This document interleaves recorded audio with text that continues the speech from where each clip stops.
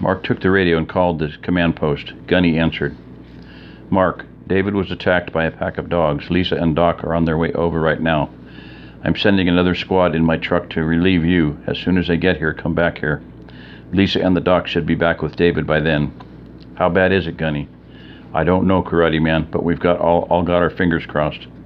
Where's Jess? I'm sending someone to get her now. Sam's here.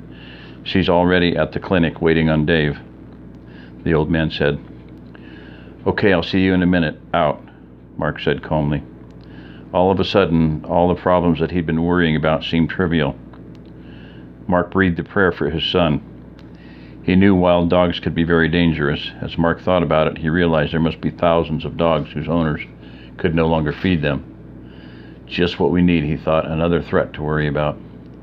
When the truck arrived, Olga Jensen's team got out, and Mark, with his OG, loaded into the truck. He turned the old Dodge around and tore down the gravel road. It didn't take long to get back to Silver Hills. Mark pulled through the gate and raced up to the clinic. When he went in, the only people there were Sam and Ronnie. Sam was holding a piece of gauze in the crook of her elbow and crying. Ronnie had her arms wrapped around the crying girl, trying to console her. When Sam saw Mark, she rushed to embrace him. Oh, Daddy, it's horrible, she cried. I don't believe it. Mark couldn't remember the last time that Sam had called him Daddy.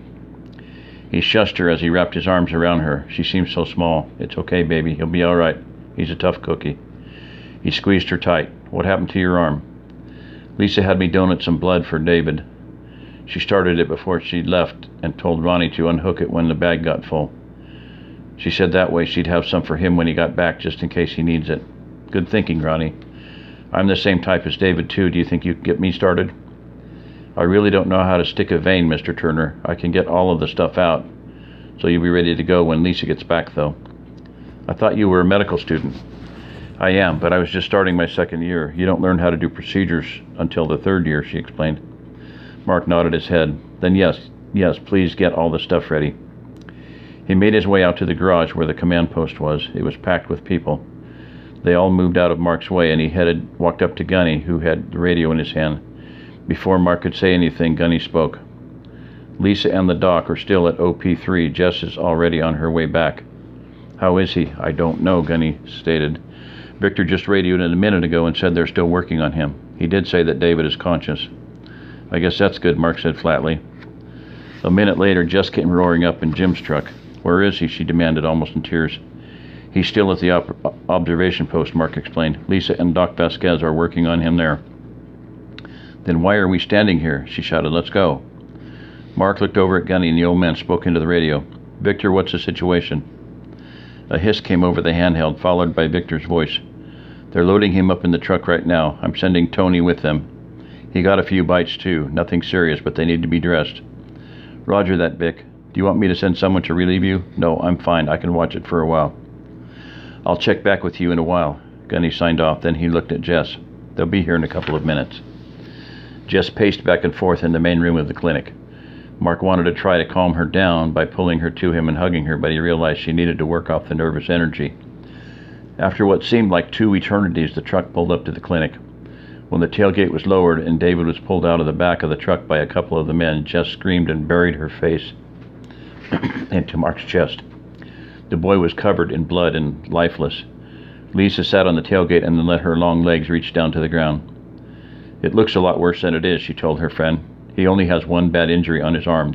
The rest are shallow wounds. Why isn't he moving? Jess cried. He looks... Before Jess could finish, Lisa reassured her. I gave him something for the pain. It's working, and he fell asleep a few minutes ago. He's going to be fine. Why don't you come help us clean him up? Mark and Jess followed Lisa into the clinic. Jess was quickly put to work cleaning the bites on her son's legs. Lisa assigned Ronnie to clean and dress the bites on Tony's arm and hand. Doc and Lisa hovered over David's left triceps that had taken a brutal attack. Lisa shielded Jess from seeing how bad it was, but Mark was shocked at how mutilated the area was. Lisa was draping the arm and getting out the tools they'd used to mend the injury, while Doc Vasquez was washing up for the surgery. Mark walked over and spoke to the vet. How bad is it, Doc? Mark, I'm not going to lie to you. David is in no mortal danger, Most of the bites aren't too severe, but the injury to his arm is pretty bad. Some of the muscle is missing. I've seen a lot of dog attacks on cows and horses in my business, and they often cripple animals beyond repair. But David's young and strong, and that's in his favor. Thanks, Doc. You're welcome. Now why don't you get everyone out of here so we can get to work? Mark herded everyone but Doc and Lisa out of the room. They made their way into the garage where the command post was located. Chairs appeared, and the worried family and friends sat down to wait. Ronnie was wrapping Tony's arm in gauze, and it looked like a mummy's when she finished. Gunny asked the young man to tell them exactly what had happened.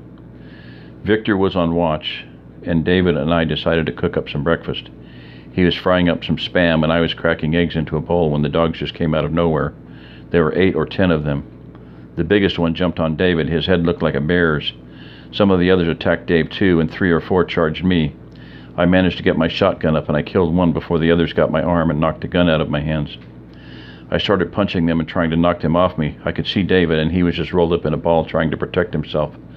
The dogs were biting him like crazy. I wanted to get over to help him, but the dogs kept knocking me down. Suddenly I saw Victor come running up, and he kicked the big dog off David like he was kicking a football. Even though that dog was skinny, all of them had ribs showing, he still must have weighed 100 pounds. He went flying like 20 feet, and I heard his ribs break when Victor made contact. The other dogs on David must have figured they were next because they went running.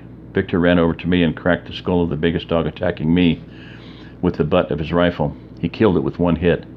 Man, I'm glad he's on our side. He kicked the other 2, and they ran off behind the others. Victor started shooting at them with the AR, and he must have hit 1 or 2 of them. They yelped, but they kept on running. Why do they think they attacked y'all? Tony's father, Henry, asked. I think they were hungry, Dad. I didn't see them do it, but all of the food we were cooking was gone. I guess some of them ate it while the others were attacking. Were they wild dogs? Ronnie asked. They acted like it, but at least 3 of them had collars on, including the 2 we killed. What kind of dogs were they, could you tell? Gunny inquired.